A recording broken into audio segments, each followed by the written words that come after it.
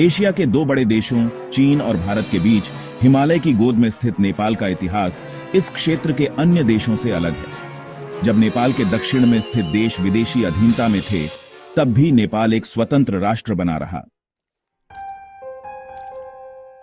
विभिन्न धार्मिक ग्रंथों और पुराणों में नेपाल को एक अत्यंत प्राचीन भूमि के रूप में वर्णित किया गया है।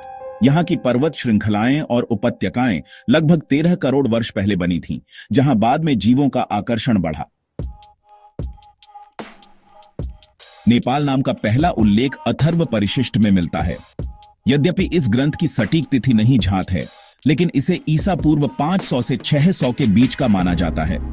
इसमें नेपाल को कामरू, विदेह, उदुम्बर, अवंती और कैकय जैसे देशों के साथ वर्णित किया गया है।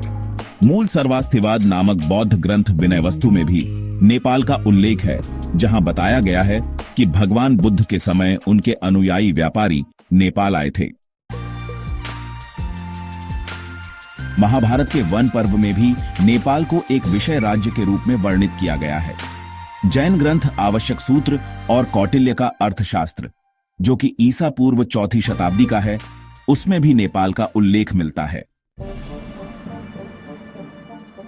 भारतीय गुप्त सम्राट समुद्रगुप्त ने अपने इलाहाबाद प्रशस्ति में असम और कीर्तिपुर, जो कि कुमाऊं है, के साथ नेपाल को एक पड़ोसी राज्य के रूप में उल्लेख किया है।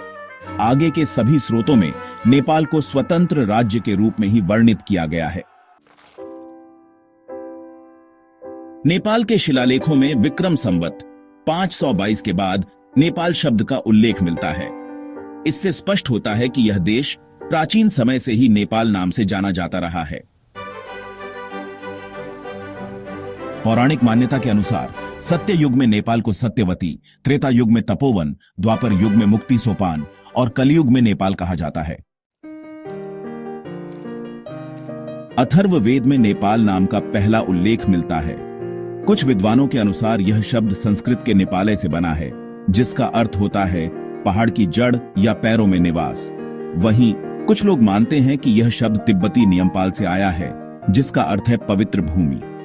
एक कथा के अनुसार नेपाल में पहले ऊन यानी ने और तिरपाल यानी पाल के कारण यह नाम पड़ा, और एक अन्य मान्यता के अनुसार ऋषि ने द्वारा इस क्षेत्र की रक्षा के कारण ने और पाल संरक्षण शब्द मिलकर नेपाल बना।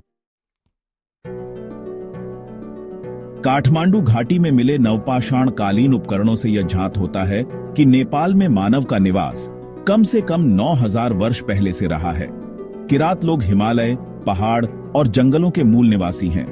किरात काल से पहले गोपाल, महिषपाल आदि अन्य जातियों का भी राज्य रहा होगा, परंतु प्रमाण के अभाव में इसे मान्यता प्राप्त इतिहास नहीं माना जाता। अतः नेपाल के प्रमाणिक प्राचीन इतिहास की शुरुआत किरात काल से होती है। इस काल के पहले राजा को यलंबर माना जाता है। लिच्छवी वंश ने लगभग 400 से 750 ईस्वी तक वर्तमान काठमांडू पर शासन किया। कौटिल्य के अर्थशास्त्र और चीनी यात्री ह्वेनसांग के यात्रा विवरण के अनुसार वैशाली से कुछ वीर लोग नेपाल आए और किरातों को पराजित कर लिच्छवी वंश की स्थापना की। अभिलेखों, मुद्राओं और चांगुनारायण मंदिर के शिलालेखों से पता चलता है कि मानदेव इस वंश के पहले ऐतिहासिक राजा थे। अंशु वर्मा का भारत के हर्षवर्धन से वैवाहिक संबंध था, जिससे यह सिद्ध होता है कि उन्होंने गंडकी से कोशी तक पहाड़ी क्षेत्र में शासन किया। उनके बाद नरेंद्र देव को भारतीय राजाओं का समर्थन मिला। बाद में राज्य छोटे छोटे हिस्सों में बंट गया। बंगाल में चालुक्य सेन वंश का राज्य था।